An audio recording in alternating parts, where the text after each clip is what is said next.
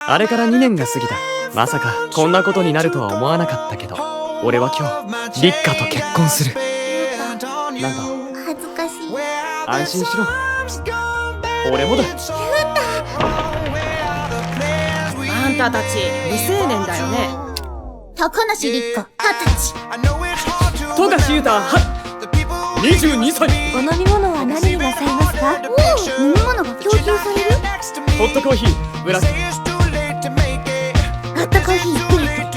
俺はどんな時もお前のそばにいる。俺の神様に誓う。